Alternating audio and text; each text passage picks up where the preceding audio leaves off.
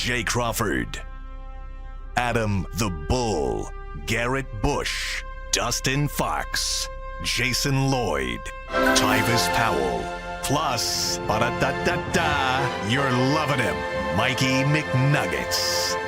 And so many big names, it would take me hours to say all of their names. The ultimate Cleveland sports show starts now. Booyah! Hey! Here we are! Yeah! Happy Friday and welcome to the Ultimate Cleveland Sports Show.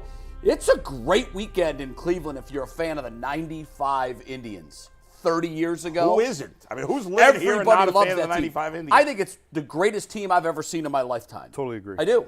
I know that sounds, you're probably like, whoa, wait a minute.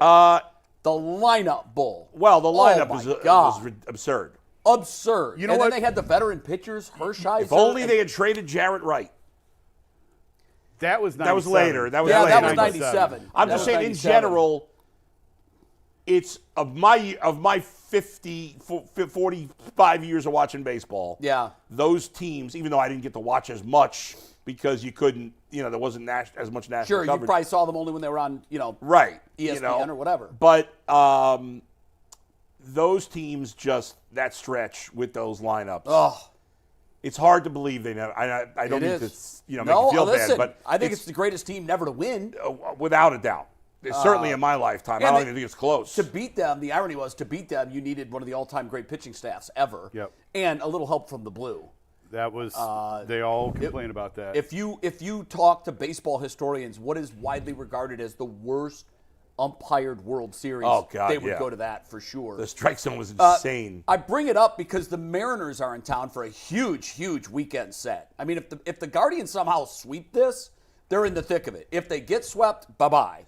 But I think unless they sweep, even if they win 2 out of 3, I think they're probably I done. agree with But you. They need to gotta get all sweep to have 3 any chance. because you've got to get back in this thing. Yeah. There's too many teams to leapfrog. But the Mariners are in, so all this weekend the Guardians have the 95 Indians in town. They played a golf tournament yesterday out at Firestone. We talked to a lot of the guys. It's really going to be a cool weekend if you want to go out and see the guys. They're all going to be there. And Josh Naylor. That's exactly right. Yeah. It'd be fun to see him again. We'll talk about the 95 Indians and just where that team stacks up, and a little bit about the series in the TV show at 12:30. We've got 90 minutes of YouTube content before we get to, Mikey, the 30 minutes of never before seen content. That's right. That's exactly right. Never before seen. And we no longer have football. We no longer have a Friday without football. There's no NFL this week, but obviously the big Buckeye game. Until February. Right? I mean, this is it. It's the great time of the year. We got every sport. We got baseball and football going on. Yep. Basketball will be back before you know it. But I love the this convergence is the of all best the time sports. of the year. Quickly, I want to give Jay a plug because you've been talking about this, Albert. And by the way, my last response from Albert, I've been trying to interview him for this 30th anniversary. Yeah. We're doing a lot of pieces upstairs on looking back and the anniversary. I was close. I really thought I had him. I asked Kenny Lofton to come in and be the closer. It didn't help. My last email attempt, I think you guys will get a kick out of this. I said, look, here's the deal, man. I never tell anybody what I'm going to ask. Right. It's good stuff. Yeah, We're not looking back at the tragedies and the corked bat and Fernando Vigna. I don't care about that for this sit down. I want to talk about the 95 season for you, which was historic, and for the team. And we had an email chain going back and forth for probably over a year. His last response, all caps, bro, stop. I told Kenny that the other day, and he started laughing. He goes, there you go. Yeah. That's Albert Belle. Yeah. But you landed the big fish. Well, yeah, I talked to him a couple years ago, and the story never ran because I never got all the pieces in the order that I needed them. And probably from a timing standpoint, like it's apropos now. Yes, of and the that's 30 exactly year. it.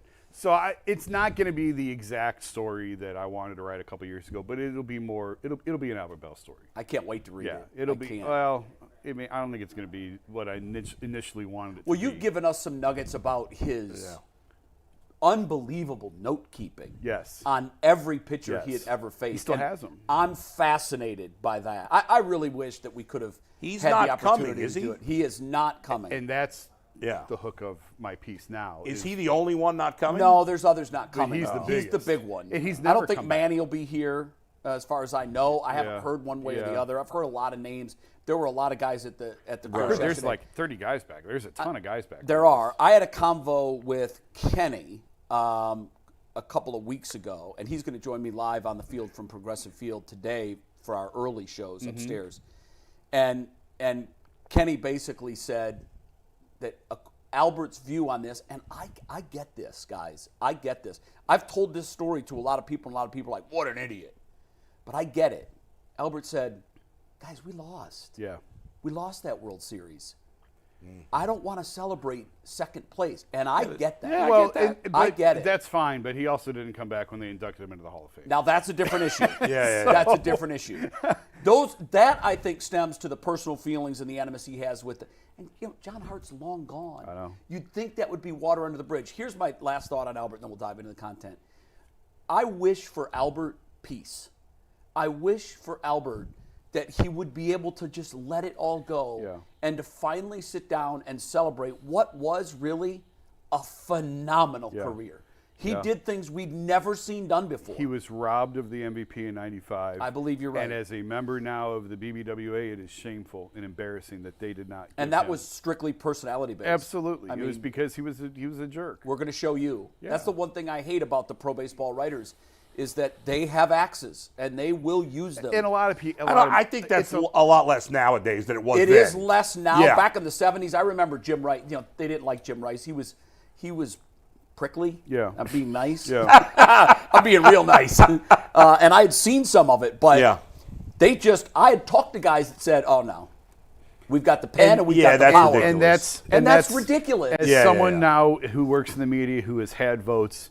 You can't do that to guys. No, that's ridiculous. Because you don't like me, I can't turn around and withhold something from you that you've earned. That questions the integrity of your vote. Absolutely. Right, that's right. Anybody that does that. And look, somebody infamously decided they were not going to vote for Derek Jeter. Yeah. When he went into the Hall of Fame. One guy didn't vote for Ichiro. One guy didn't vote for Ichiro. Yeah.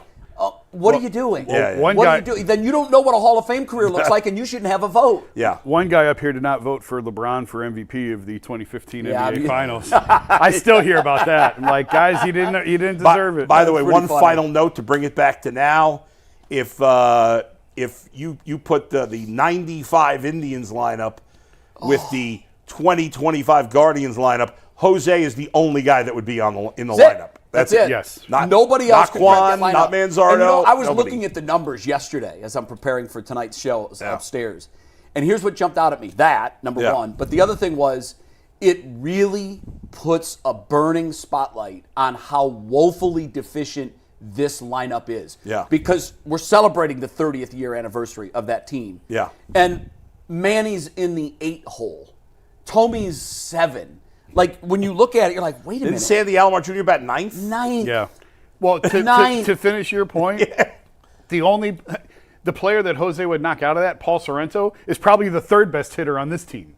Now. Oh, yeah. Maybe Sorrento second. had ridiculous numbers. Maybe second. I mean, I'd still put Quan above him. I guess it's a I pure wouldn't hitter. because He's the a pure power hitter. aspect. Yeah. But, I mean, Sorrento Well, was we'd like... be debating him as the second best hitter in the lineup. And he was the worst hitter. It was just... Think about how lineup. again, I'll bring up the stat that's still mind-blowing and continues through this year.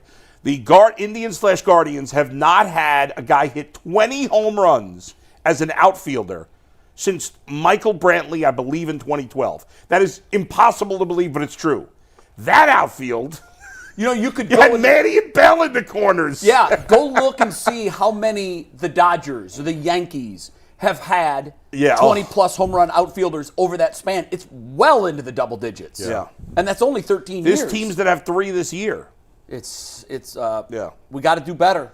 Yeah. And I think what drives that home more than anything, we talk about it every day, we live in it, but sometimes you don't see the forest through the trees. When you take the 30,000-foot view of what it looks like right now and you do juxtapose it against what we had here in 95, it is a huge indictment on everything that's gone on over there. And I don't blame so much the front office. I think they've done what they can. I just blame the checkbook. I know we want to move on, but I will say I do blame the front office soon because most of those guys were drafted and developed by the Guardians or signed and developed by the Indians. Yeah. They haven't been able to do that. with hitters. No, well, yeah, you're right. They haven't hit they hit at a ridiculous rate back then. And that was Danny O'Dowd, and that was John Hart. Right. And I don't think it's the O'Dowd ever reverse. gets enough credit for that team and for what he did in his role. A lot of it goes to John Hart, who played a huge role. They couldn't get the pitching? No, they could not. This regime, it's the opposite. That 95 team would pitch. Yeah, well, I think they led the league in ERA. Well, they're pitching. Everybody thinks it was just a hitting team. Their pitching they had their starting pitchers had the best ERA in the American Right, but League. overall, during that stretch, it was the pitching that ultimately cost them. Yeah. Yes. Not that their pitching was bad. And Jose Mesa was, you know, in 97, he would he great. have 1 or 2 blows? Yeah. And one was in Game 7? Yeah. All right. What's up, Mike? No, we're going to talk a little more about the 95 Indians in the TV show. Before we dive into our topics today, Giggling like a 12-year-old I just boy. want to let you guys know, everyone out there, that yesterday in overtime, we went through and listened to 40-plus roasts of us to pick our 2 fan submissions. I haven't laughed that hard in a long time. Oh, my for God. our fantasy I don't league. know what you're talking about. It's we asked people, we have 2 fans in the league. We had 2 fans last year. In the fantasy league. We asked them to send in roasts of us. And they roasted us in our 2 favorite roasts. Ended up getting the 2 spots in the fantasy league. Is that how you did it? That's Evan brilliant. It was great. And Sully. It was great. so funny. It is a live video. So it was overtime yesterday. It's live. You can go back and watch it. The roast segment is 5,000 views. Do you have to be a member for that? Nope. No, We okay. made it public so you could watch it. Smart. However, we got comments afterwards that we may have missed 1 or 2. I promise you guys, and I mean this sincerely, I hate seeing that. We read 41 roasts. If you think I had an arbitrary cutoff of 41 and decided not to read 42 and 43, I swear that wasn't the case. I know one of the Somehow ones. it just didn't pop up, but we apologize for missing it. And By the way, promise it was not Eddie, intentional. our buddy Eddie reached out to me and he said, "Hey, did you get to see my roast? Mike missed it." I said, and Eddie, I forgot to write you back, but your roast was good. To be totally honest, though, you would not have beaten the top 2 guys, but it was good. So I just want to let you guys know Yeah. it's not like I had an arbitrary number. No. 41 and just YouTube didn't show them on our back end, and that's why they didn't get read. So sorry for the 2 that didn't get read. However, shout out to the 2 winners, and our fantasy draft is next Tuesday. Let's dive into topics today, guys. Today's episode is brought to us by Prize Picks, the daily fantasy platform that lets you turn your football predictions into real rewards. Preseason's already in the past, and college football started, so right now is the perfect time to get in on Prize Picks. Whether you've got your eye on a big-name quarterback or breakout running backs, Prize Picks makes it easy to get into the game. Download the Prize Picks app today and use promo code LOCKEDONNFL to get $50 off in lineups after you play your first $5 lineup. That is Locked On NFL to get $50 in lineups after you play your first 5. Prize Picks, run your game when you want. All right, guys, we're diving into the Cleveland Browns. And for the last couple of weeks, we have heard a lot of hype about this Cleveland Browns defense. Joe Thomas came on the show on Monday and said the Browns defensive line dominated the Eagles offensive line in joint practices over the course of the 3 preseason games. The Browns defense held their opponents to under 17 points in each. We have seen quite a lot of chatter online about the Browns defense potentially being elite this season. Maybe top 3 caliber, maybe better than the number 1 rated 2023 unit. So Jay, Jason, Bull, are you guys buying the preseason hype about how good this Browns defense could actually be? No, capital N. Jay and I are in 100% lockstep here. No. This is the craziest thing I've ever heard. And Joe Thomas should know better. And we all love Joe, and he's the best. But he should know better than to judge it based on practice against another team. I mean, come on now, Joe. Listen, the Browns, tell me if I say anything wrong here. Myles Garrett, Denzel Ward are absolute studs, right? 100%. Greg Newsome, solid player. Good solid player. Yep. Who else? Grant Delpit, solid player. Solid player. Is there anybody else proven on the Browns defense? Well, the rookie linebacker, Schlesinger, looks like he's going to be a player. But agreed, but he's unproven. What has he done other than look really good in the preseason? Nothing. Who on their defense? Everybody's talking about the defensive line. And I agree, there's good potential there. But right now, it's only potential. Yeah. Who has proven anything significant on that D-line besides Myles Garrett? Nobody. I agree, Jay. I'm interested to see where you're going, to see if you're in step with us or against us. But I'll say this as I pass it off to Jason. I will make my decision 4 o'clock on next Sunday. Because out of the chute, you're going to see how you stack up against one of the elite offenses in the National Football League. That's right. Who, by the way, seem to me, and you would know this because you follow them more closely, but I've done some reading on what's going on in their camp, and what the vibe is there. To me, they seem galvanized by their bad starts the last couple of years. They seem like a team absolutely on a mission to come out of the gate, not like you would in a Kentucky Derby, because in a Kentucky Derby, it's you got a mile and a quarter to go. You got to pace yourself. They feel like a team that's getting ready to jump out of the gates for the 100 meters. They want to start hot. They want to send a message, and they want to set the tone. That could be a disaster for the Browns. Yeah, I mean, will it pan out? I don't know. I don't know, but you're right. Yes, they have made a point of doing things differently. Joe Burrow had never played in the preseason ever before this year. Did this year? He played 2 games this year and looked pretty good.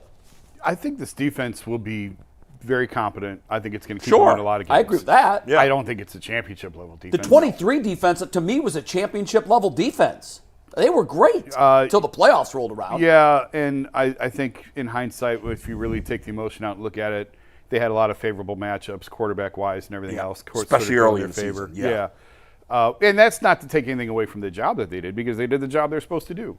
But I like this defense. I'd like it better if there was a quarterback on this team that I believed in. And I'm afraid that they will get gassed, that they're going to be on the field a ton.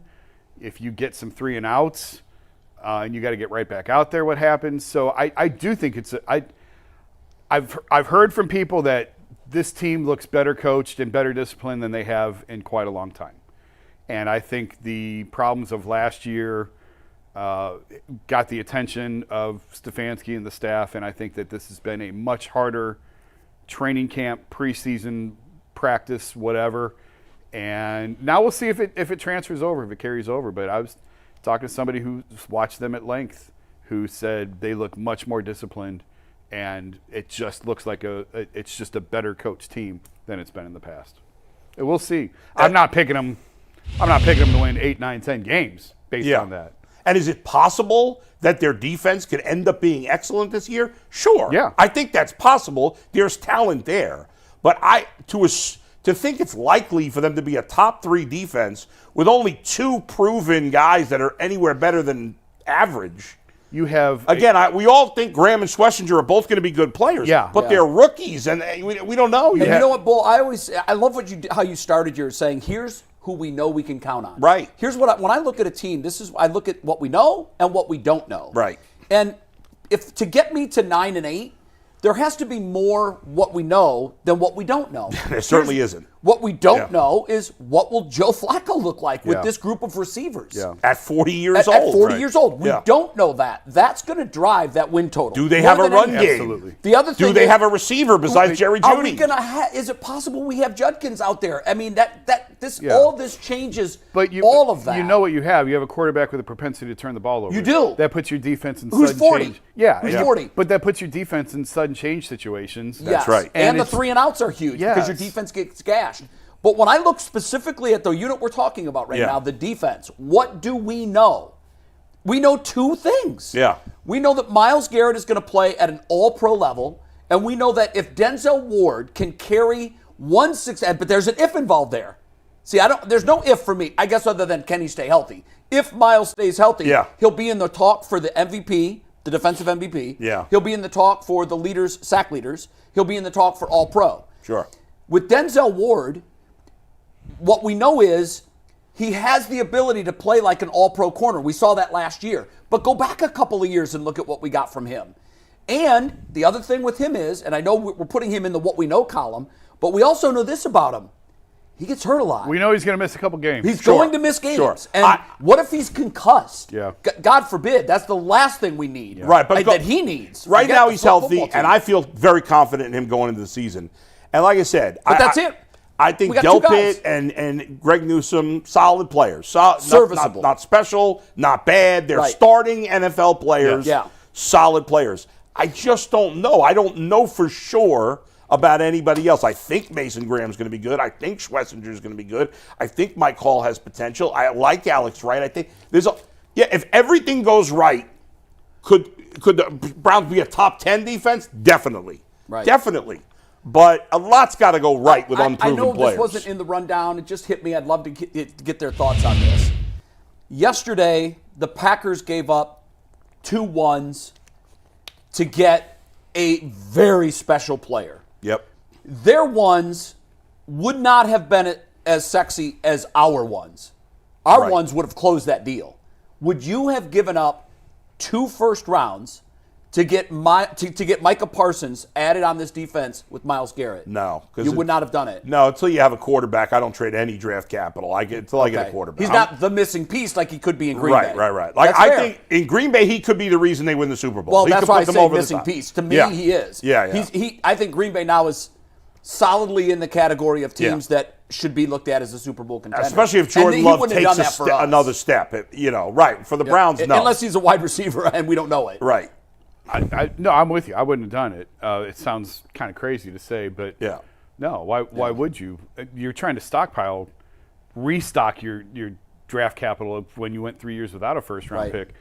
I thought this is exactly what the Browns should have done with Myles, is what Dallas did. I thought that's what they should have done. I know it upset a lot of people. I do think they would have got 2-1. Do you know, Jay, if you poked around, was there any talk at all that the Browns were in conversations at any point? No. So it wasn't something that they were even had on their radar? No. Myles Garrett is 4 years older than that's part him. of it. Yeah. Part of it is Myles is older. Why I think they should have. But Myles is also better. Yeah, so they would have gotten 2 first-round picks. I agree. I think they would have. That money is insane. Yeah. I mean, but you know what? Absolutely the cap insane. keeps flying up. I know I don't think does, it really but we've matters. already got one of those guys on the defense. For the Browns, it didn't make any sense. For the Packers, it made sense. Oh, it's great. If the Chiefs had done it, if the Bills had done it, if the Ravens had done it, the Bengals, the Eagles, the Lions. For those teams, can be a difference maker for a number of teams. Right. If you're a Super Bowl contender or a borderline Super Bowl contender, it makes sense. If you're a bad team, it wouldn't have made sense. All right, I had to sneak that in there. Sorry, Mike. It actually was in the rundown. On the top, we were going to give quick Micah thoughts. We ended up talking 95 Indians, so we ended up getting it in. Yeah. Okay. I mean, Jason in our text chat was saying that he thought the trade made sense for the Cowboys. I don't really agree with that. I understand where he's coming from. It's certainly a home run move for the Packers. Absolutely. You could argue in the long term it could be good for both teams. I mean, they got hit on the picks. Right. But I don't think it's as terrible for Dallas as I think some people are making out to be. I love Dan Orlovsky. I have a lot of respect for him. I think he's spot on a lot of times. He's a smart guy. And he said this is going to go down as the worst trade in Dallas history. Well, what's funny about that to me, when I looked at it, I thought, oh my God, this is the antithesis of the Herschel Walker trade, which at the time was an NFC Central team with the Packers, and it infamously put Minnesota in an awful position for years, and subsequently it put Super Bowl rings on a lot of people's in Dallas's hands. And this one could be the reverse. Would I be shocked if the Packers won a Super Bowl in the next 3 or 4 years? No. Not at all. No. Not at all. Right, we'll see. With the Cowboys, I mean, they're probably going to be late first-round picks. Yeah, the guess most would be likely. Very late. Yeah. But I mean, we're ecstatic over Schlesinger and and possibly Judkins. Yeah, and those were high too. So the low ones aren't as valuable. But if you ask me, would I rather have the Browns picks or the Packers picks? That's easy. No. I'm saying, would I rather have Micah Parsons or Schlesinger and but on a team that isn't going anywhere? I hear you. I just think you got Dak Prescott. I would have taken another run with him. Yeah, I would have given it another shot. And that's why I don't think it's out. Yeah. I just think both teams can come out of this okay. And I there's no reason for it to get to this point. I don't understand why Jerry Jones makes these as he's under the radar cheap, Jerry Jones. No, it's not under the radar. It is very well known. He's one of the cheapest owners. I don't think the average fan knows that. He spends money in very odd ways. And I think he picks his favorites based on his personal relationships with these guys. Yeah, he loved Zeke.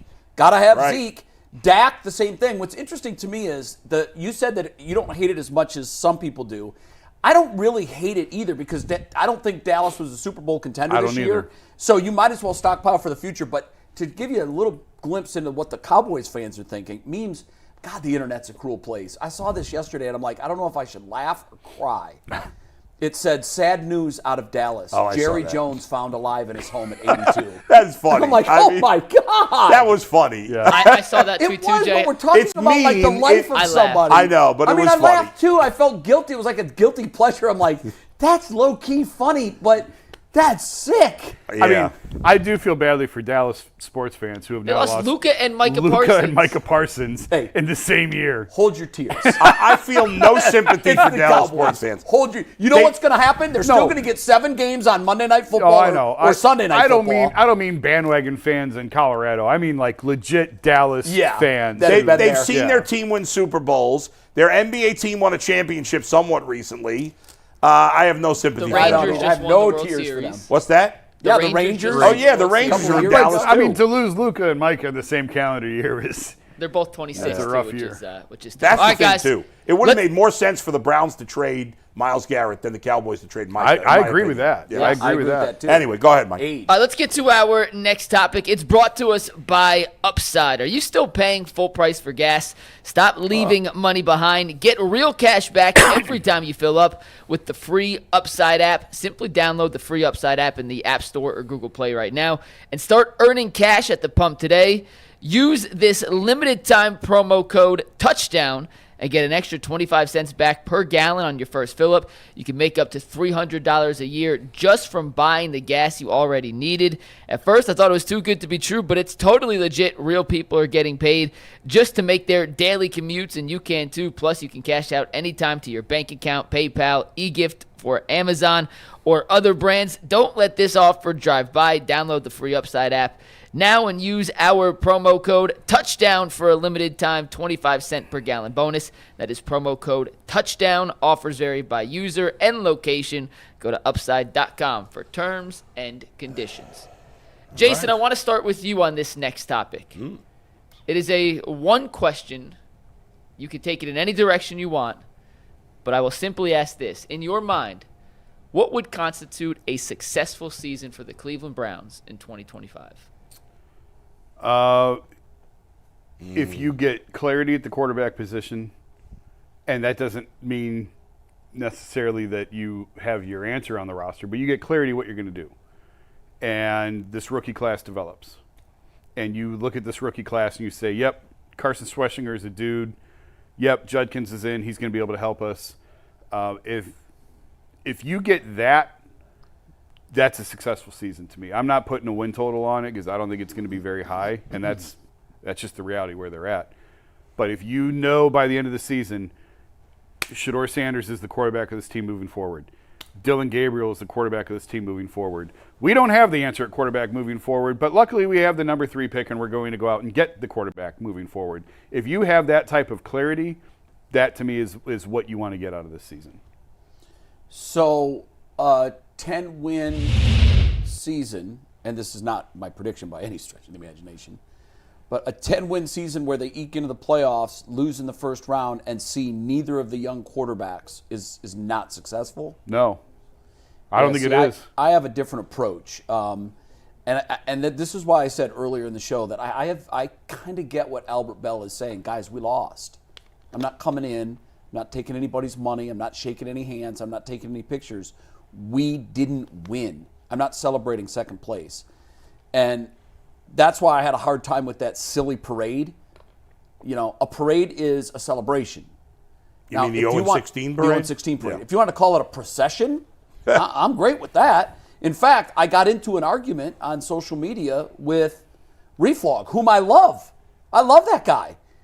But I think that's who it was. I can't remember. It's been years. And I remember I was at ESPN, and I had put something out there like, wait, parade for 0-16? What kind of madness is this? And I think it was him. If it's not Reflog, I apologize. Well, I think he's the one that coordinated. I think he did. He was a big part of it. And he was kind of, and it was a very civil conversation. You know, there were no obscenities or name calling. Mm-hmm. I just said, I just disagree. If you want to have a funeral procession, or if you want to do something, but to me, parade is a positive connotation. To me, I've just always looked at it this way. A successful season is being in the upper half. That's not a huge bar. It's just not. If you finish 50th percentile in your high school class, are you going to celebrate? No. But in NFL, in the world of the NFL, if you're one of, 14 teams out of 32, essentially you got to be in the top 50%. That's not a big bar. And so I don't think it's a huge ask to expect that not once a decade, like we have for the last 30 years, once a decade for the last 30 years on average, we've reached the threshold of upper half of teams. That's pathetic. That it is. So I'm sick and tired of saying, well, we got to gear for the future. What do we have? We've done that for 30 years. And I know that's where we are. You're right. That's our lot in life. That's where we are right now. But I want the experience. I want the emotion of meaningful December football. Even though it ended in a road loss in the playoffs to Houston 2 years ago, that season was 100 times more enjoyable than the slop we got last year. Absolutely. That last year was like a kick to the temple for me. I don't want to go through that again. Even if it means that we play Shadur and we play Dylan and we find out, well, they're not the guys, because that's part of the outcome of that is, nope, we don't have them. Right. Okay. So for me, I just have higher expectations. I'm not going to put my money on that because I'm not absolutely brain dead, but I want an experience. I want meaningful games against Pittsburgh and Cincinnati in cold weather. I live for that kind of experience. So I would much rather have a 10-win season where we eke into the playoffs and get boat raced in the first round than go through what we did last year. So for me, that's my successful season. Now, if along the way you can figure out what you have, because I think we're going to figure out what we have at linebacker and running back, regardless of what kind of season we have. I want more clarity at wide receiver. We're going to figure that out too, because these guys are going to play. Yeah.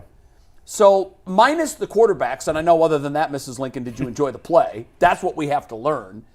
I'm okay with playoffs, but not seeing what we've got in the kids, because quite frankly, I don't think we have a future quarterback on the roster right now. I don't think that Dylan Gabriel or Shadur Sanders are franchise guys. So I don't need to see them play to figure that out. I don't know what, maybe the Browns do. I don't know. So I'm glad you asked this question, Mike, even though it's a very hard question to answer. There's no obvious answer in my mind. But you asking that question showed you the different answers. Is that Jason is thinking with his head and you're thinking with your heart. Well, you're 100% right with that. And with fans out there, I feel like we're all, relatively on the higher age of things. When we watched football as kids, I don't think I ever thought about, I don't want to win too much because we need a quarterback. Like, you never really thought about those things, right? Of course not. Of course. Not only because we were younger, but also we didn't have the information that we have now. It just wasn't readily available. Yeah. So every season was its own movie. And you wanted the movie to be good. And I look at every game as its own movie. Okay, yes. In like a season, like a series of HBO shows. Right. Like to me, it's each one is its own episode. But now, they're much like you two, our fan base is divided. Like you guys. Yes. There's some in every fan base, not just the Browns. Sure. There's some fan base, some percentage of the fan base that just wants to have their season tickets, go to the tailgating, have as much fun as they can. Even though we all rationally know that even if things go really well for the Browns, they're not going to win the Super Bowl this year. It's not realistic for the Browns to win the Super Bowl. So, but if they went 10-7 and made the playoffs, it would be fun along the way. Yeah. Jason and people on that side, and the deep thinkers. I honestly trend more in that direction, but I'm a little torn. Yeah. But I trend more in that direction. It's like the season's only good if we can win a Super Bowl. So we might as well. I don't want to win 7. I want to win 3 because that gives me a better opportunity to win a Super Bowl in the future. Exactly it. However, there's still talent, life-changing talent available, and I'll give you a million examples. You know what they are. I don't need to read them off to you. You can win 7 and still find your quarterback next year. It's possible. You can, but it's a lot harder. Of course it is, but here's where and I don't have a lot of faith in this team. Well, Jay, you just took my next point. My next point is this. You're asking me lay over, roll over, play dead, because that means we're going to be good after that. Right. No, it doesn't. Right. We've gone through stretches of 0-16 and 1-15. And although we managed to have a little bit of success on the other side, one playoff win, playoff win, we were unable to parlay that into a string. And when you're 0-16 and 1-15, on the back side of that should be a decade of where you make the playoffs more than you miss. That's right. And we did not. And you as a Browns fan have been asked to wait till next year way too many times. And that's why some people don't want to keep doing it. But here's the thing, and I think that's inaccurate because they've gone for it for 7 years. They had a 7-year contention window from 18, 19, 20, 21, 22, 23, and 24. They were trying to win. They weren't very good at it, but they were trying to win. So now you're asking me to trust the process. No, now I'm telling you. With the same people. Well, no, now I'm telling you that window is over. That window is closed. So and now wash, you rinse, have and to, repeat, start now a you new got to do it 7-year again. window. Now you got to do it again. Yeah, right. And so but it didn't work ultimately. So that's where I am. Now, and it didn't work because of the trade that they made. If as that a wrecked fan, the window. I ever start thinking with this instead of this, because you're right, Bull, you nailed it. He's cerebral. He's part of the deep think crowd. You know, hey, it would be better for us if we sucked. I'm part of the, I'm 60, bro. Yeah. Right. I'm 60. I get it. I don't know how many more of these I have left. I want to enjoy them. I have to have fun from September to December. Right. I can't go through another last year. But you're never going to get the parade you want if you're only going this far every time. You have to get back here to have any chance at going here. Okay, so here's what I was going to say is if I ever transition from thinking with this to this, I leave this team. I'm not kidding. I leave the team because what's the definition of insanity? Yes. Running into a brick wall every single day, 10 times a day, and doing it again after 50 years, thinking that you're finally going to break that brick wall down. Yeah. So if I ever transition from heart fan, and I love that analogy, to head fan, I'm out. Because I see, and I was warned of this, I always speak of this on the show, 10 years ago when I was at ESPN, it was like an intervention, guys. It started with one very popular, very well-known analyst and I talking in the green room. And as the morning evolved, guests were coming in, and these guests included former players, former coaches, former executives. It turned into a freaking intervention where I had a group of people around me saying, Jay, he's right. Give it up. It's not going to happen. You're punishing yourself, and we don't want to see you do that. You only have so much time on this earth. Don't needlessly waste it with the hopes and dreams of that group because they are not going to take you where you want to go. Yeah. And I keep hearing those voices but ringing you have no in my choice. head. And here's the thing. Yeah. Fan is short for fanatical. That's right. And sometimes fanatical, by definition, means that you're almost illogical. Yeah, and part in your of love and belief in something. But here's where I think the Haslams could deliver. Okay, if they get the quarterback right, because and I know, but eventually, if you get the quarterback right, even if it's dumb luck, if you get that right, you got a chance. I know everybody loves Dan Gilbert and thinks he's the best owner in town. Dan, from 15 years ago, was the most irascible, volatile, emotional lunatic. Yeah. And everyone, when I remember at the NBA Combine, the Cavs were playing the Bulls. It was Blatt's first year here when LeBron first came back. And I was talking to a GM on another team who said, you can't win in this league without stability, without structure. Yeah. And the Cavs have that comes none from of ownership. that. The Cavs have none of that because it comes from ownership. Yeah. But LeBron is so good, he might cover it all. And that's exactly what he did. He was the great eraser. And that's exactly what he did. He was the great eraser. So I would put the same thing here. Yeah, if you're putting your So faith, they're going to have to get the football version of LeBron. Well, that's what I know they didn't win the Super Bowl, but that's what Joe Burrow's done in Cincinnati. Well, that's the same. He's overcome the bad owner Yeah. and made them a contender. And that's why I do think with the Haslams, the only shot, because they will spend, they'll spend, but they've got to get the quarterback right. And if they get that piece right, I'll give you that. It might be able to cover all the other sins. If is the size of Terminal Tower I and don't the Sherwood disagree Williams with that. building. It's a big I and an F in whoever downtown thought Cleveland. when LeBron walked out in 2010 when on national TV that he would ever come back? No, Who would you're ever right. think that the Bengals would nail it with Joe Burrow? When Burrow wasn't even the top prospect the year going into that I his was last reading year. An article earlier this week because it was 40 years ago, I think Thursday, it might have been Wednesday, 40 years ago that Bernie Kosar was on the cover of Sports Illustrated. Right, yeah. After he had graduated early from Miami, entered the supplemental draft, and I'd forgotten a lot of this. I knew that he accelerated his education so he could graduate by July 15th or whatever the deadline was, declare for the supplemental draft. But I'd forgotten some other moving parts in there, and that was that the Vikings really wanted to draft him.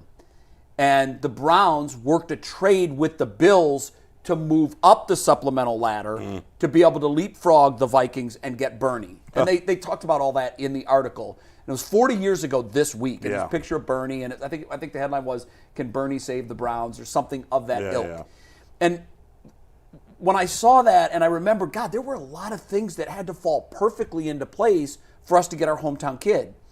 And then I started thinking, because I'm illogical and I'm a fan, well, maybe Arch Manning is that guy.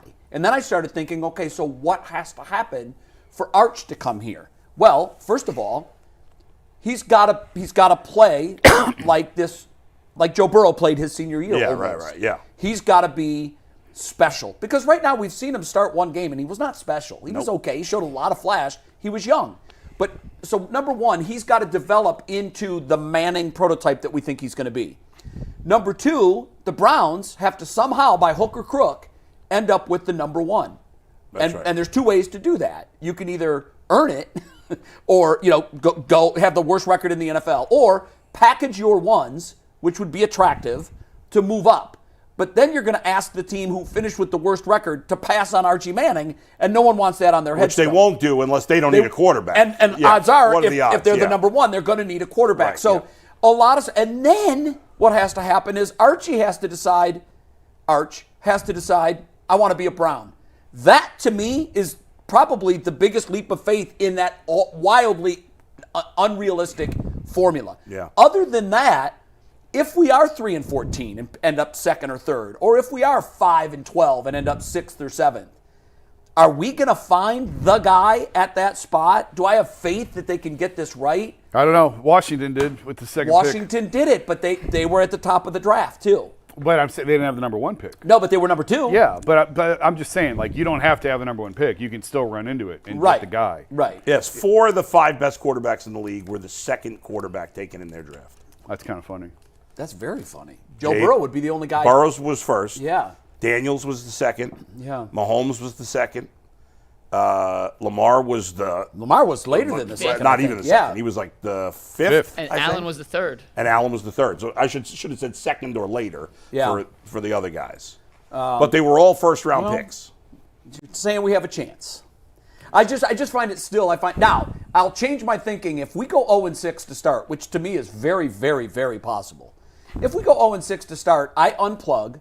Then you have different expectations. And then I want to lose every game 20-19 on a missed field goal at the end of the game. Right. Just show me that we're competitive. They already cut Dustin Hopkins, Jay. Yeah, I know. So that the odds of that happening now are very, very slim. I will say, though, like, the head and heart don't necessarily have to go against each other because, as you said, as the season goes along, your expectations change. If they start 0-6, well, now you're not hoping for that 10-win season. It's not realistic. I'm such an idiot. Yeah. That in the 0-13 season. Yeah. It was more like 0-10. Yeah. I still couldn't wait to get in front of the TV on Sundays. And at that point, it's like your team's getting a perfect game thrown against them. And okay, we're going to lose. I know that, but we better get a hit. Yeah. And I watched weeks 11, 12, 13, 14, 15, and 16 saying, oh, we better win. I'm not going down in history as the all-time loser. Here's what I've learned. For those of us that hate losing more than we love winning, this is a real quandary. This is a real problem. It's tough. And Bull, you've known me long enough to know. Yeah. You've played a couple of competitive things with me. The softball game comes to mind. Yeah. Upstairs, I'm made fun of for what a sore loser I am. I've worn that on my sleeve for 60 years. I did it in stand-up last night. Mike, I got to ask you about that. Hold that thought. I don't like to lose. My family used to, when we would play board games, and I was one of 5 kids, so we did a lot of family activities. When the suggestion came, hey, let's play Candyland. No, because we got to let Jay win, otherwise the night's ruined. Like, I'm still that guy.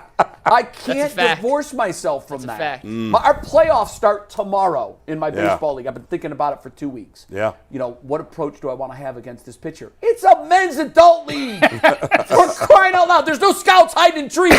Nobody's going to call me to the bigs.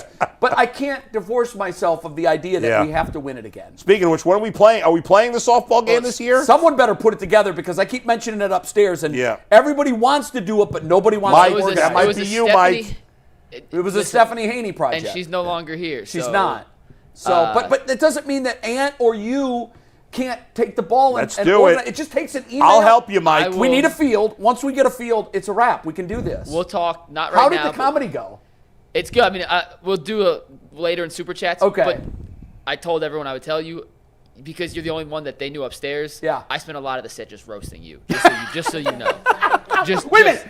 My first question is, what was the crowd like? Because Monica had asked me. Monica's like, I don't want to do it because it's not going to be a good crowd. And I said, honestly, I don't know. We didn't really promote it very heavily, so it was enough. It was enough. We raised we raised $2,000 for charity. Oh, so by the way, you know what could be fun, real quick, for the softball game? Oh, I didn't know we were doing the. Is we could play it at one of our little league fields, so people could hit it. First of all, you don't have to run as much because it's not big. Yeah. And people can hit home runs over the fence. Well, it's got to have a home run. That's the one thing that I said. Look, that field is beautiful and fun to play on, but none of us are hitting the ball. No, Mike, you and I put it together. We'll listen, if you guys do it, the desire for the game upstairs is big, but nobody has the time to really. Mike and I, I'll try to get Mike. We'll chat. Just add another thing onto my plate, Paul. I appreciate it. To our next topic we go, guys. You for roasting me last night. We've all been there before. Mike, you get me the names. You get me the names, and I'll put it together. All right. Okay. I can do that. Guys, this next topic is brought to us by Game Time. We've all been there before, logging on, waiting forever for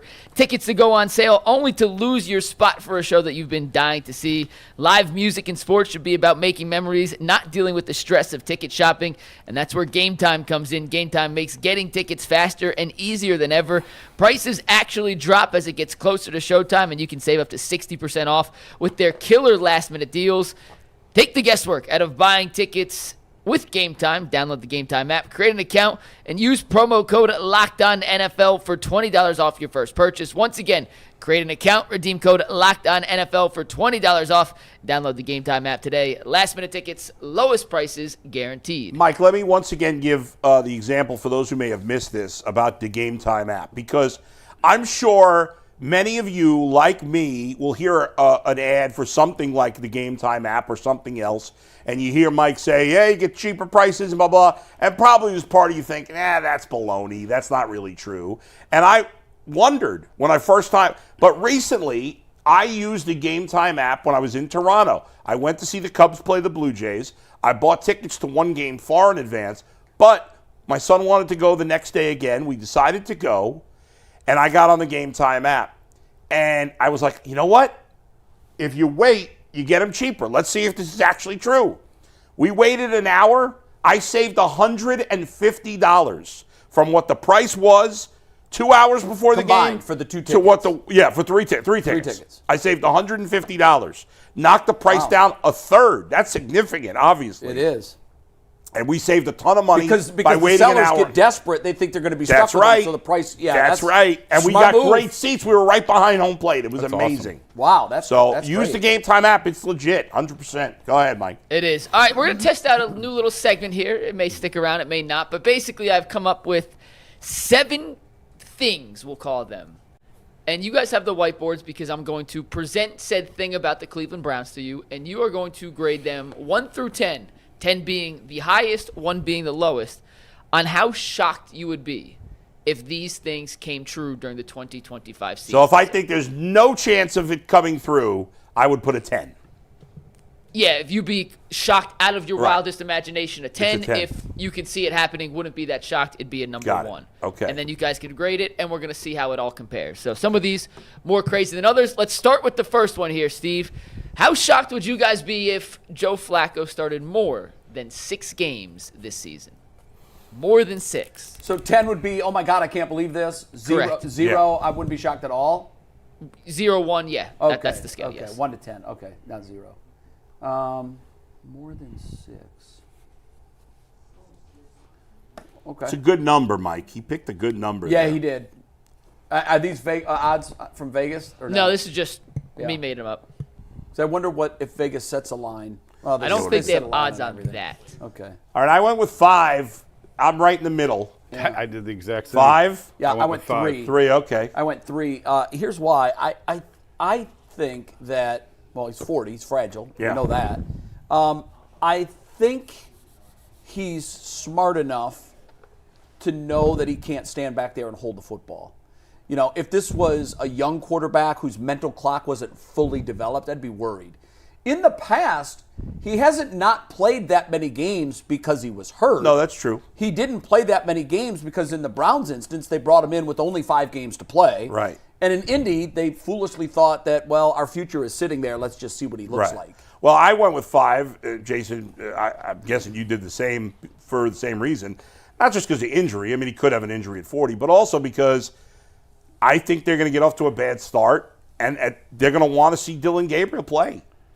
Number 1. Yeah. Dylan Gabriel's getting the first crack. Well, I mean, he could is. play 10, and the kids could each get 3 and 4. Sure, but if the Browns are 1-4 or 0-5, I just like at that point they're gonna play Dylan Gabriel. I Doesn't would it think. kind of, to me, I think that comes down to how Flacco looks. If Flacco looks good and they're 0-5, which is very possible. Right, I'd still bench it has nothing to do with Flacco. I'm with Bull. If you're, we talked about this last week. I don't think you were here.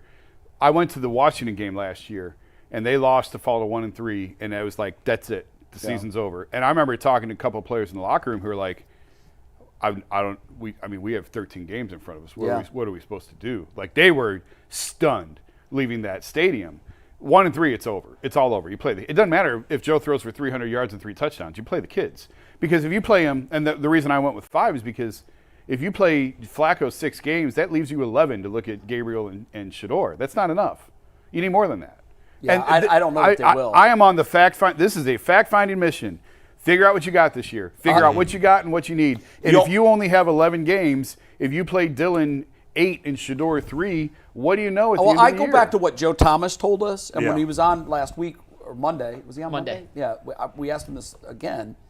He said, you'll know really quickly who could do it and who can't. And look, I'm not saying we'll know the ceiling for either if they only get 2 or 3 starts, but I have a feeling that we might know where the floor is. But the problem, and I love that when Joe says that, because he said that early in camp, you'll know right away. Yeah. But the thing that I don't want to happen, we've talked about this before, I don't want to get to the end of the season and you're looking at this going, I think there's a chance that one of these guys might be it. See, to because me, now you are. If you have to that's squint, the worst though, case Jay, scenario to see it, it's not there. Well, I mean, when we saw Joe Burrow his rookie year, Jaden Daniels last year, we're like, oh damn, that's what it looks like.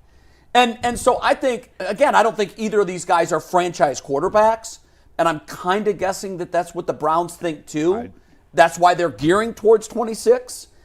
We might not need to see 8 games from one of these two to know it's not there. And if it is become abundantly clear that they are not it, then I guess you go back to Flacco and you know. It's possible. That's true. And you know where you're going. Yeah, but when you do, now it's really over. You're not 1-5 now. You're 2-11, and then there's no sense to go back to Flacco because he might screw around and win some games. I'd be surprised if Flacco's playing Week 6. I think the only way he's playing Week 6 is if obviously he's healthy and the Browns are surprisingly doing well. I feel confident he will still be the starter in Week 6. All right.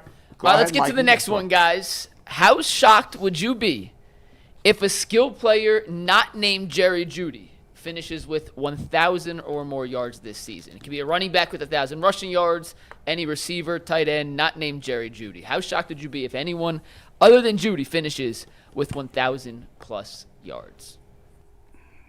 I originally wrote down 10 because I thought when you mentioned Jeudy, I thought you were going to say another 1,000-yard receiver. So I changed it from the 10 that I had originally. Okay, guys, what do you got? Let's see, 7 for 6. Jeez. And 10 for Bull. Well, here's why I said 6. Well, I think Judkins, if he is But the he's player, not going to play. No, he is going to play. He's gonna play. If he was going to play the whole season, then I would have had if Judkins was with the team now, this would have been a 3. If he plays 12 games. I don't think he's going to get 1,000 You yards. I don't think so. Oh, he'd have to average 80 yards a game. Well, Judkins That's a lot. He's not the one I had in mind. Yeah. Oh, who'd you have? It's David Njoku. And I know that he's 1,000 Wow, yards. that's a lot for a tight end. It is, and he's never done it before. I get that, Yeah. but he's in a contract year, and Flacco loved throwing to him. But they just drafted Harold Fannin. They're going to get him involved a lot more than any other tight end they've had. Who's Joe going to throw to? The rookie or the guy he had the chemistry with a couple years? I'm not saying Fannin can have 300, 400 yards, whatever. I'm just saying, like, I didn't put one. No, all right, that's true. But I don't think it's out of the realm of possibility because Flacco and David had great chemistry a couple years ago. Go back and look at Njoku's numbers in those games Joe started. I mean, I know you can't really extrapolate it over a whole season, but if you did, I bet you it was over 1,000. It was. I think Judkins. And it's a contract year for him. David's playing for a new deal. Are you getting any word, any thoughts, any whispers on what might happen to Quinshawn from the league? The only Because I don't think I don't think the league is the hang-up on the contract. Yeah, it's the think money. Well, it's I think it's I think it's going to get done sooner than later, but I've thought that for a couple weeks, and I know. here we are at the end of But August. if you're Kevin, I think he's going to sit some games. Yeah, I do too now. But I don't know how many. Right. He's just, to me, Judkins was the only one. Like, if you would ask me this question before this happened with Judkins, I would have said, like, 2, because I was convinced he was going to have Because if you play 17 games, what do you need, 60 yards a game? I just don't think he's going to play enough to get the 1,000 yards this year. Are you saying, like, if in combined yardage between passing and receiving yards, or no, you're talking 1,000 yards? I was thinking more of 1,000 yard in their respective situation. Okay, yeah. So. Yeah, that might be a little difficult. And I'm not predicting David Njoku to have 1,000 yards. You give it a shot. I get it. But I'm just saying it wouldn't totally shock me. You guys saw the clip of he and Flacco sitting on the. Yeah. I love their relationship. It's like they're 7, and I love it. I'm here for it. All right, next one. How shocked would you guys be if the Browns don't finish last in the AFC North this season? Any other spot but 4th, 3rd, 2nd, 1st?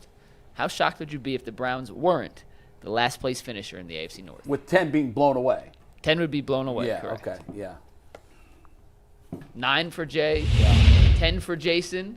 9.5. Right in the middle. I left, like if Burrow got hurt maybe, or Aaron Rodgers got hurt. That's my thing. If we're going to say Joe Flacco's likely to get hurt, then we have to say Aaron Rodgers is likely to get hurt. I would think Rodgers is even more likely because than Flacco. He's coming off the Achilles a couple of years When's ago. the last time the Steelers finished last in the division? I don't know that you who can. knows?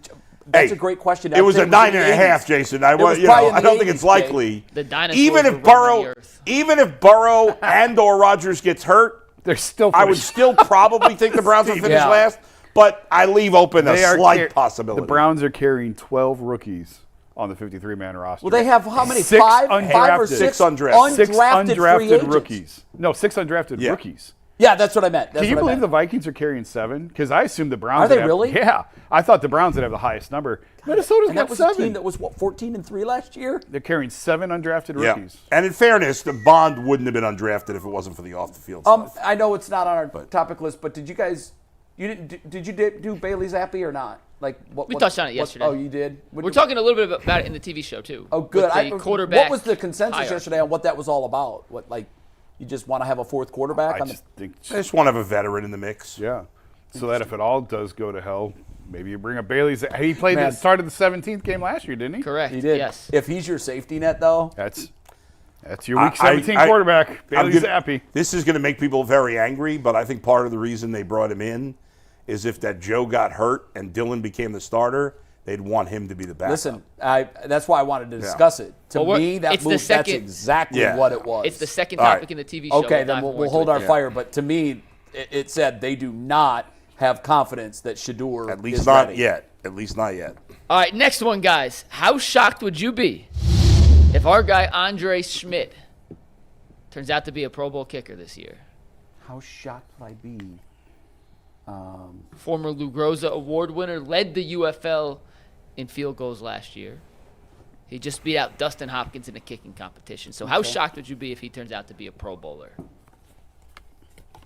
9.75. Both like the Russian judge in gymnastics. He is not giving a 10. No. I had 8 and switched to 7. I think they're going to be kicking a lot of field goals. He's going to get a lot of opportunities. Yeah. Who knows with kickers? I know. Who knows? You never know. I mentioned on Monday, the best kicker in the league never played high school or college football. So it's just like, God, that's why you don't pay kickers and that's or where draft kickers. That's where these stories happen. If you think about it, Dustin Hopkins was kind of one of these stories. Oh, when we signed him, we said, oh, this guy's got no leg. Right. He goes 8 of 8 on field goal tries over 50 yards. That's Justin Tucker stuff. Yeah. That would have been a 10 if you would have asked me that before the season. Yeah. So I'm saying there's a chance. Yeah, you never know. Yeah, he's probably not going to be a Pro Bowl kicker.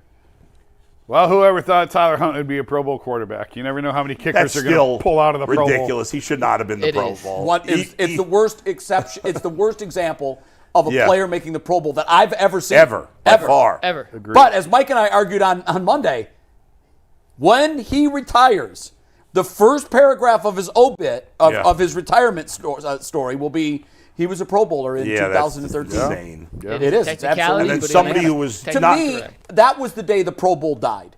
Like, there's been a lot of deaths along the way, and it's kind of death by a million cuts.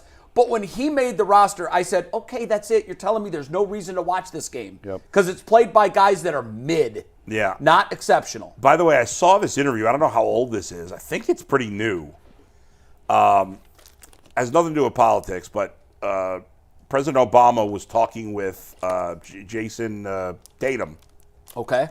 And he was ripping him for how bad the NBA All-Star game is. Good. He was, I'm guessing this might have been a year ago because. This was during the Team USA documentary. Okay, how long ago was that? Last year. Okay. Well, he's not wrong. He was like, you guys, it's an embarrassment to the sport. He's absolutely right. A little public shame. You never hurt anyone. Nope. All right, we got 3 more of these guys before we move on to our last topic of the YouTube show. How shocked would you guys be if the 2025 rookie class just turned out to be absolutely awesome? I'm so disturbed by Mike's picture. It's a little distracting. How You're welcome. surprised would I be? If the 2025 rookie class turns out to be awesome. And obviously there's your own definition of awesome. You could determine what range you want to caliber or what quantify as awesome. But how shocked would you be if this class? I think I might be a little high, but I'm going to keep it. I'm going to keep it. Let's see what you got.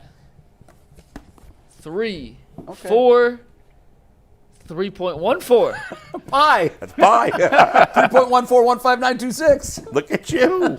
Jason, you are the least optimistic, even though it's just by a we're all the slight same margin. ballpark. Yeah. Slight margin. You pessimist, you. Right? Jeez, oh man. Quick reasons. I love the linebacker. I love the running back. I love Graham in the middle. I mean, I like Fannin. I love Fannin. Yeah. I said to someone upstairs earlier this week, this will be Andrew Berry's best draft class. It so better far. be. Well, I mean, it's not a high bar. No. But when I the bar is on the floor. it Jay. is. All you gotta do is step over it. Yeah, right. Can you vertical a phone book? Even I could jump over that bar. But I think this. That was good, Bull. I think this has the potential. To be his best draft class by a mile. I said yesterday, and I think you agreed with me. It's the first time I've been excited about a Browns draft class in the Andrew Berry era. Yeah. It's not only have they been bad, I was not excited. Like, and Anthony part of that, they didn't Schwartz. have a lot of first-round picks. But, like, have we ever been a week before the season in this show's history, not that long, and been like, all right, I'm excited about this rookie and that rookie? No. I haven't. But, yes, there's legitimate reasons to be excited about a number of guys they drafted. Will they all pan out? Who knows? But there's reason to be excited about a lot of guys. I think the first 4 picks in the draft have the potential to start for the entire season, and when we look back on it. Well, Gabriel was the 4th pick, wasn't he? I don't know. I'm talking about These are the guys I love. No, Fannin was the 4th pick. Schlesinger, that's right. Fannin, and Judkins. I think those guys have the potential to be long-time starters with this football team. And Dylan Sampson's going to get an opportunity early. He will. And I think he has a chance to be a good, 1B back, Sure. So maybe guy. maybe our running back of the future were our 2 draft picks. Yeah. At running Hopefully. back this year. Nice. 2 more guys. How shocked would you be? We've asked this question before. We asked it last year. Let's ask it again. If someone other than Myles Garrett finishes with 10 or more sacks this season for the Browns. Someone other than Myles Garrett. A feat that has never happened during his tenure with Cleveland. Well, didn't Clowney get the 9.5? 9.5, yep. Yeah. But never double digits. Okay. Ooh. Nice.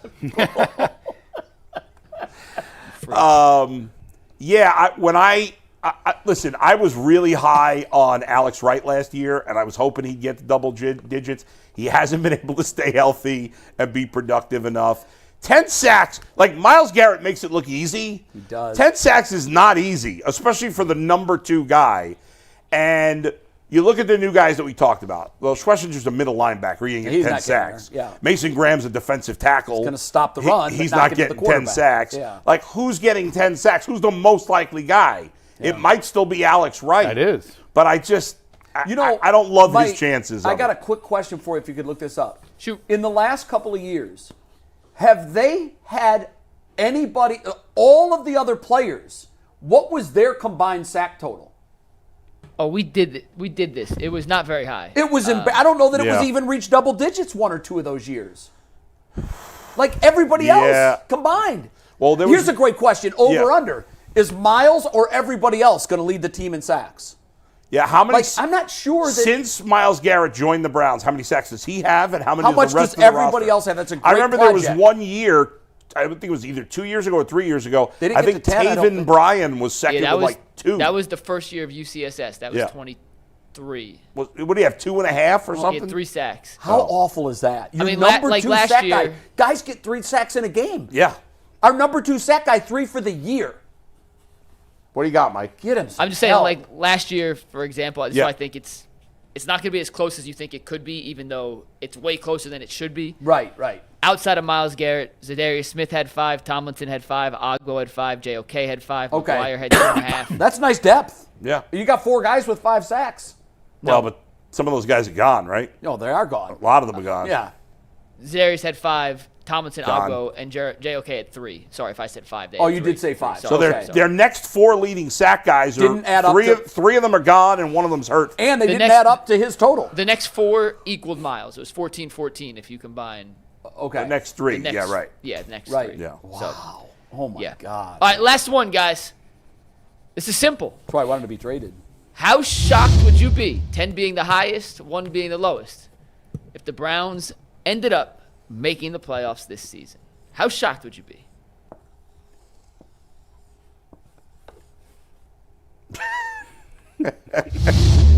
There you go. Way to get in the game, guys. I like it. 107. I don't have a decimal point. Mine's just 117 on a scale of 1 to 10. Scale busted. Scale is broken. That's great. I mean, I'm leaving a 1. You never know. Yeah, You never know. We didn't. None of us expected the Browns to go to the playoffs 2 years ago. Well, last year, look at Washington. Now we don't have Jaden Daniels. No. We have Joe Flacco. You can't even say it without laughing. I can't say We it got without Jaden laughing. Daniels' dad. Jaden Daniels Sr. Yeah. It's I never like to say there's no chance. No. Yeah. So I'm saying there's a chance. In reality, it's But- like a 9.5. I mean, there's always surprises every year, but the Browns, outside of maybe the Saints, on paper look like the worst team in football. Yeah, to me they do. There are, I keep coming back to, and this is why I ultimately said on Monday, and I thought that was a great topic, by the way, and I heard I got a lot of feedback on it. It was the question of, if we throw a top 5 quarterback on this Browns team, are they a Super Bowl contender? I just look at, I think our wide receiver room is so woefully deficient and inadequate that, to me, to have success at the quarterback, unless you're Tom Brady or recently Patrick Mahomes, you need 2 really good options at wide receiver and then another option either at tight end or running back. There's so much you need to set him up for success. You need a left tackle that's going to keep him healthy. Well, when you don't and have, I just don't know that we have any. The combination of one of the worst quarterback situations in the league, Yeah. and one of the worst skill position groups in the league. I think we do have the worst. Is a bad combination. I think if there was You a don't goal- win a lot of games that right, way. and I think if there were a rating for Yeah. skills positions in the NFL, someone might do this. But we're 32, and I don't even need to. Bill Barnwell did it. They ranked 31st. Who did he have below? Was that did that include quarterback, or was it just running back? No, running back, receivers, and tight ends. I'm throwing the quarterback in there. I haven't seen that. Like who did he have at 32? Probably the I'll pull it up, but I had it. Hold on. No, but Saints got Alvin Kamara. He's way better than anybody. The Raiders then.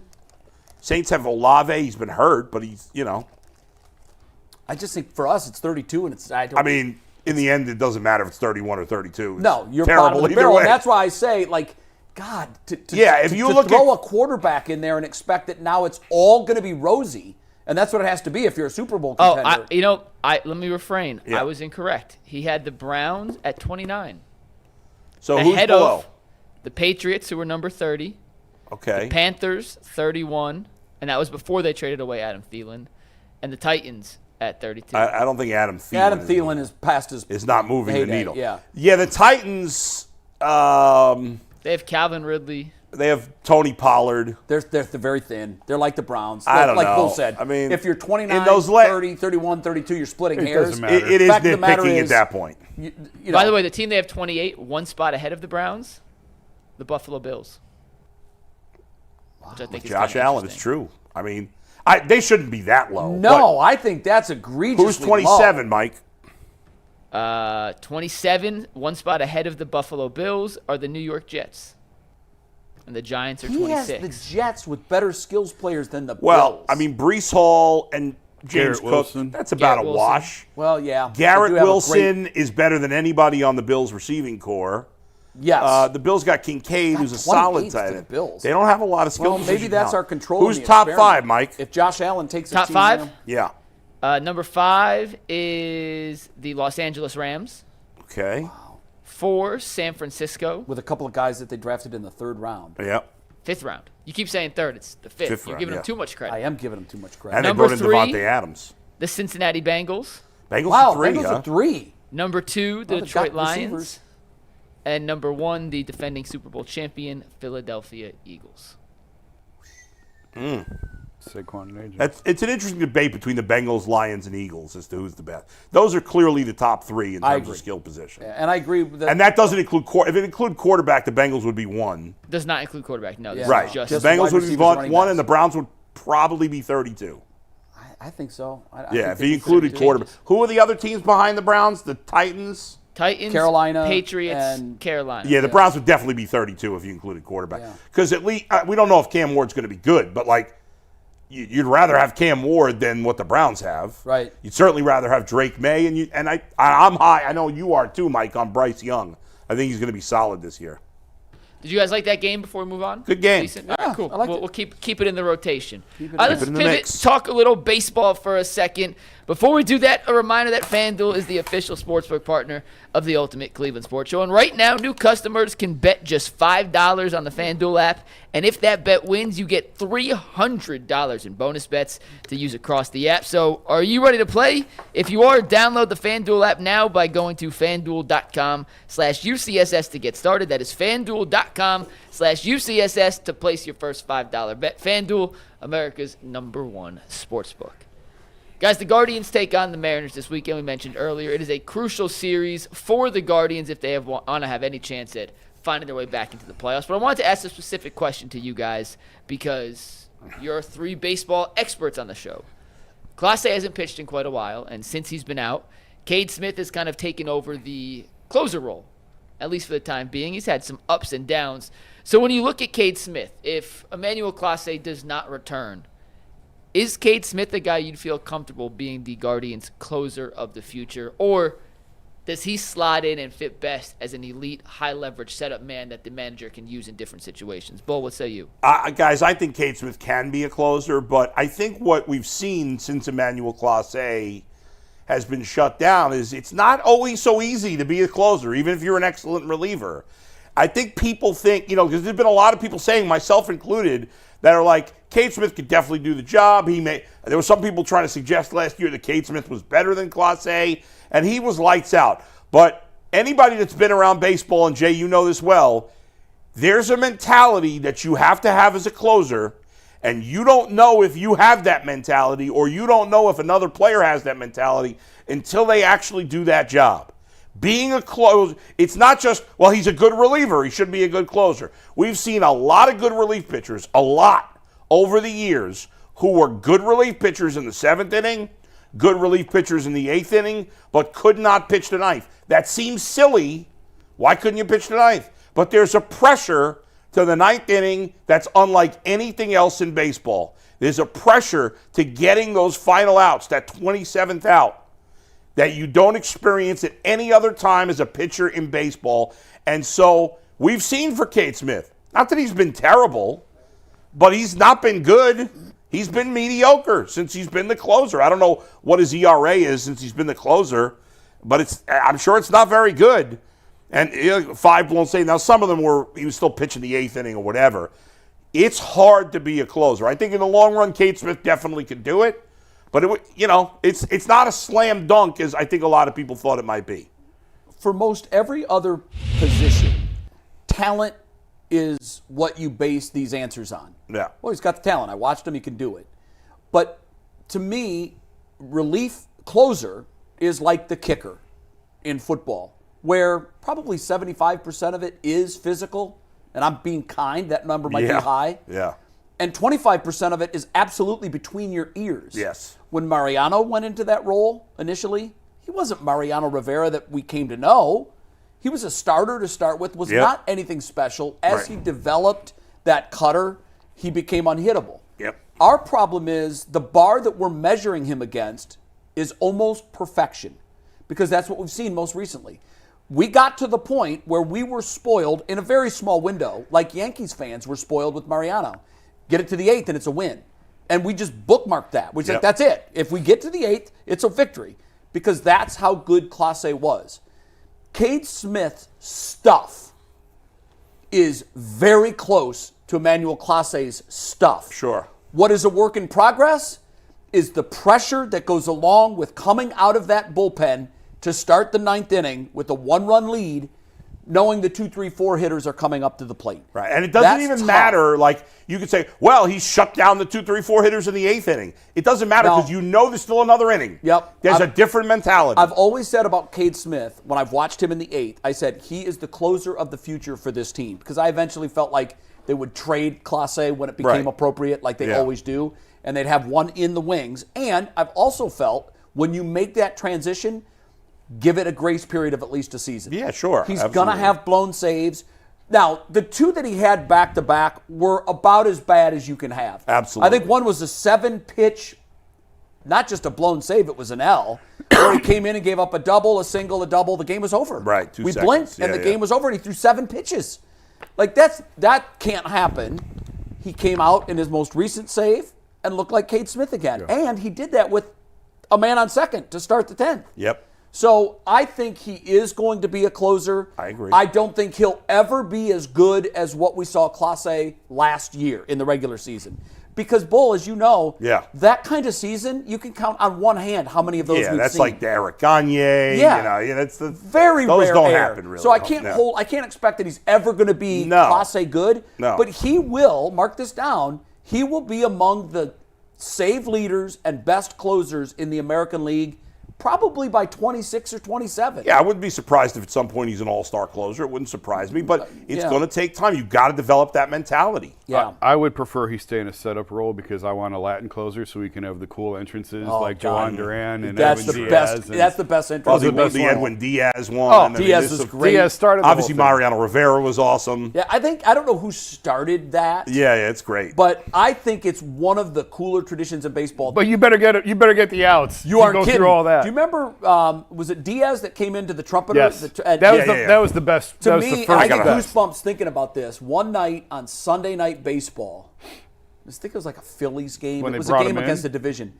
They brought him in to play it live, and they killed all the lights, and he was spotlit. And awesome. I get goosebumps right now thinking about that. It was so cool. And so, baseball, I know you're awful at marketing. I get that. I understand.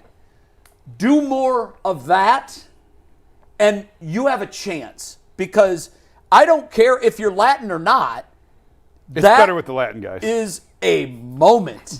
When Duran was traded to the Phillies, the first time Philly did it, It was wild. I don't know if they still do it. They do it every time, but it was wild. The very first time. Oh yeah. And I saw Twins fans on social media like, seriously? Yeah, right. I feel sorry for him, but no, yeah, some of those entrances. Has anybody? I wish I could send this video to Mike. Have you seen this guy Tyler Phillips of the Marlins? You can send it to him on Twitter. I'm going to try. I don't know if I can find it. I'll try to find it. I can't show baseball footage, so if you're... See if you... Oh, we can't play it? No, we get flagged now. So there's this dude named Tyler Phillips. He's been kind of a journeyman. Yeah. He's on the Marlins now. Is he the guy that throws Frisbees? He slaps himself in the face. Yeah. Oh, you have seen it. Oh, yeah. Yeah, this guy's crazy. Oh, my God. And if you really want to see something funny, take a look at his post-game interview after his last hole. He got a chance. It was unbelievable. I think he actually got a chance to close that game for the first time, maybe. Was that That might be the one, but the interview afterwards. He comes out of the field, he's smacking himself right in the face. So loud you can hear it. There's a camera right there at the exit of the bullpen. And when he slapped himself, he did it 3 times. You can hear it on audio. It's real slap. It's not like a, hey, come on, let's go. Yeah. It's as hard as he can do it. And after the game when he had the save, he was still in like combat mode. And I felt sorry for I didn't feel sorry for him. He wasn't mean to him, but he wasn't mean, but he was like, hey, can you take us through that? And he's like, he was just like, I had to get 3 outs. That's what I had to get. By the way, he's 6'5", 230. Yeah, he looked like a big dude. So it's not like he's just a little dude going crazy. Yeah, no, he's large gentleman. And that's a moment that is now becoming a thing. Remember Al Habrowski, the Mad Hungarian? Mad Hungarian. He would throw the rosin bag down as hard as he could. Well, he would walk off the mound behind the mound, face center field fence, do this, and then flip around. It was so cool. Yeah, it was great. You don't get a lot of stuff like that I got to anymore. meet him. I played in a couple of MLB alumni All-Star games with him. Yeah. And was he still doing that? He's a gimmick guy. Yeah. He would throw the smoke ball. Yeah. At one of his pitches during the game, he would light up the smoke bomb and he had he would hold it and then he would throw it in. It would be an Ephus pitch with the smoke trail. That's funny. And he still did the entrance and the whole hype up thing. It was great. By the way, today happens to be the 14th anniversary of when 92.3 The Fan started and the Bull and Fox show started. First couple of years I did that show, I used to, before the show, I would spray water on my face and I do slap. Now, not like him. Not like I wasn't smacking myself. It was more like come on, let's go. Yeah. I was trying to fire myself up. I did that for, I don't know how many years, but a number of years. Bring it back, Bull. Bring it back. You want me to do it? Well, we'll do some behind the scenes. For the 14th anniversary. When it's the 20th anniversary, then I'll do it. Yeah. All right, we got super chats to wrap up today's show. Yeah. James Mace Jr. says, Bull, you don't need to take a shower. All you need is baby wipes. Oh, going back in to reference yesterday. to your I thing shower. yesterday. I like to shower. I want to get soaped up, man. Baby wipes don't have any soap. And this is after dropping a deuce, right? Yes. James Mace Jr. also says Dallas won the Micah trade. That's absurd. Ooh, that's bold. Sly says, I forgot the quote-unquote best front office in the city traded Junior Caminero for a bag of chips. Oof. That is. Hey, back to the Micah trade. Can I read something that someone sent me? A viewer sent this to me. It's interesting. Fun fact is Micah is 50th in run defense metrics, 7th in pass rush win rate. Miles and Aiden are number 1 and 2 by a mile. Packers run D is incredibly worse now without number 1 run D defensive tackle. Parsons has 0 sacks versus Sewell. I don't know. I guess that's just we'll point. see. But the guy just brought up Junior Caminero. That looks like what a disaster. Oh, it's a horrible. By the way, we didn't even mention. Did you guys see Kyle Schwarber last night? 4 home runs. He came up with a chance to hit a 5th, and he was facing a hitter because the game was 18-2. He could have had the first 5 home run game. He admitted after the game he tried to hit a home run. Sure. What did he do on the last? He popped up. Oh, that's what happens against Vidal Brujan, an infielder. Oh my God! You know he was throwing like 50 miles an hour. That's harder to hit one out. Oh my God! You got to do he all had the work. 4 home runs and 9 ribbies. He's got 49. That would have been the greatest big league game ever. Ever, yeah. No, not even the best big league game this year. Real quick, Caminero. Nick Kurtz. Yeah, but 5 home runs. Oh, if he hit 5. Yeah. Oh, I thought you said he's tied with. No. I don't think Kurtz had 9 ribbies, Mike. He had 10 ribbies. 10. Oh, he did? Yeah, but this would have been like if he would have done that, you'd have to put that in the McDougal category. Yes, remember the kid from Florida been. State? Yep. That hit 6 home runs in one game. In college, yeah. Caminero was a terrible trade. Every front office has a trade like that. Sure, they want back. You never go 100% on the trades. Wait, we have one of those? What? We have a terrible trade like that? Like Caminero? Yeah. Caminero. No. What? Like the opposite of that. I mean, yeah. Where, Recently. like, somebody got the good end of something. Where was the recent Where is our example of us fleecing someone? recently? On the Guardians? Well, maybe Manzardo. We'll Manzardo see. for Savali. We'll see. I don't know you can say I thought fleece that yet. last year after still he came think back that. I mean, the second Manzardo time. had a nice season. Yeah, He's not Junior Caminero. No, of course not. He couldn't get on the field this year. They wouldn't freaking play him. And the Guardians got Tobias Myers for Junior Caminero. Yeah, I know. All That right, was a terrible trade. got some more to get to. Sly also gifted 10 memberships. Thank you, Nice. Sly. James Mace Jr. says the Browns will make it to the AFC Championship game in one of the next 3 years.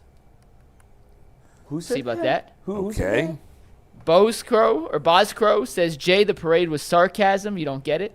I hate sarcasm. I think I get what Jay's saying. They should have called it a procession. and then- Parade is you're celebrating, and I'm if they would have called it a 0-16. procession, you would have had no problem. I would have. I wanted it to be called a procession. right. Like fashion it in the form of a funeral. That makes sense. But Edward Hearn says the parade was stupid and embarrassing. yes, man, I got to tell you, Says- the national media, the way they viewed that, Oh yeah. it was awful the way they viewed it. They're like, you guys will never be good, ever. Bozcrow says Jason 100% this year is about finding out whether or not the rookie quarterbacks can play and if you have to draft one next year. James Mace Jr. says, I wouldn't be shocked if the Browns don't finish last because the Steelers are also in this division. Dragon the Abandoner says Mary Kay and Florio talked yesterday about Watson getting activated by late October and Flacco being cut or traded before the deadline. Thoughts on that? We did a whole Watson topic yesterday. I mean, we didn't hear it directly. I don't know that Mary Kay said that. I actually didn't even ask her about Watson when I had her on because thought it was like so absurd, the idea that he would play. Back to the Steelers finishing last quickly. Yeah. We had asked on the show, Yeah. when was the last time they finished last? Steve, our executive producer, sends an email that says the last time they finished in last place was 1988. Been a long time. And I asked, how many times have we finished last since 1988? A lot. So the I was 30? not a lot. I got one more. Hold on. Go And then, ahead. Jason, hold your thought. James May says, wow, the Bills at 28. Josh Allen is an absolute beast. He should have Yep. been a Brown. Yeah, he is. Could have. All right, Jason, what were you saying? I was going to say the last time the Browns won the division was 89. Steelers finished last in 88, and Browns won it in 89. Yeah. That was a long time We haven't ago. won it since, and they haven't finished last since. Yeah. I would like to know how many times the Browns have finished in last place since 88. I mean, yeah. it's just about every year current. Did Steve put that? He didn't put that in the No, text? he's He did probably not. counting them up now. We are heading over to WKYC. You can watch us on the WKYC Plus app if you don't live in the greater Cleveland area. We'll see you in 3 minutes.